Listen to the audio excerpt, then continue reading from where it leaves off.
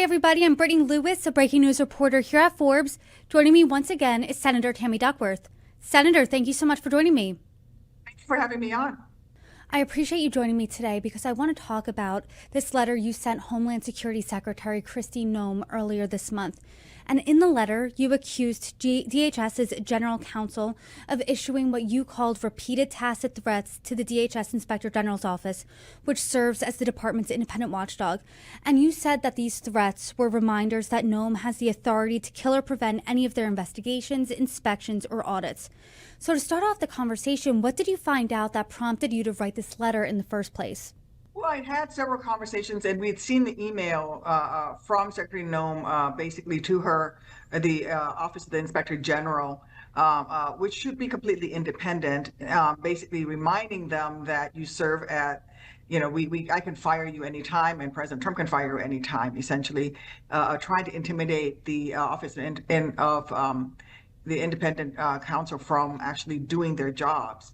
And, I was very concerned because the OIG should actually be an independent office. That's what inspector generals do. They run an independent office, nonpartisan, and that way they can truly investigate with full transparency. And so I sent a letter to her saying, hey, are you really trying to intimidate them? And frankly, I'm shocked because they responded right away.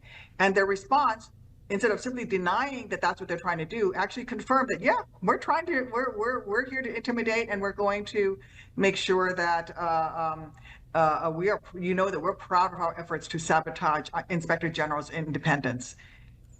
Astonishing, astonishing.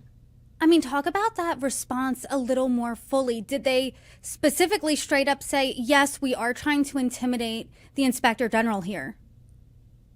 Well, they're saying yes. They're sending these letters, and that they're saying that that they have every right to do so, which is not how inspector generals are supposed to be treated. But remember, this is the same Trump administration that has been firing inspector generals indiscriminately, and have been firing JAG officers so that they can operate outside of legal norms. I want to talk about your meeting with the DHS Inspector General. Did it appear that he or anyone in his office took these reminders as threats? The sense that I got was that he took these reminders very seriously. I see that this is the behavior that I'm seeing from other inspectors generals as well. And also remember that they are appointing political appointees to inspector general positions across the government. At VA, for example, they've done that as well. And really, the Office of the Inspector General in whatever department is supposed to be fully independent. And the Trump administration is violating one of those, it's a tenet of how IGs are supposed to work. Are those reminders that Noem could kill or prevent any investigation from the Inspector General, is that impeding any investigations?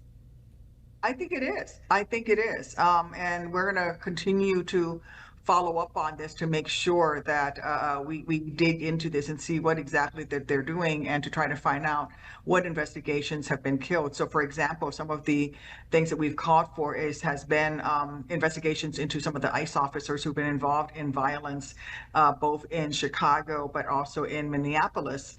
Those investigations should be fully independent and should be more than just DHS or ICE investigating itself. But we're seeing this pattern develop, and we're going to make sure that we continue to investigate and find out exactly what type of undue influence Secretary Noem is putting on the Office of Inspector General in order to kill investigations that would show wrongdoing by ICE officers. I'm sure in your meeting with the DHS IG, you brought up the fact that you thought this was influencing investigations in some way. What was the response there? Did they confirm that? Did they deny that? What did that look like? I think he was very uncomfortable in his conversation with me, and he neither confirmed nor denied, but I could tell that he was very uncomfortable and that he was in a place where he has a U.S. Senator asking him this, but at the same time, he's got these threats from a cabinet secretary. And frankly, them responding as quickly as they did to my letter to confirm that this is, in fact, what we're doing is sending another message to that Office of Inspector General, and they're trying to shut down these investigations.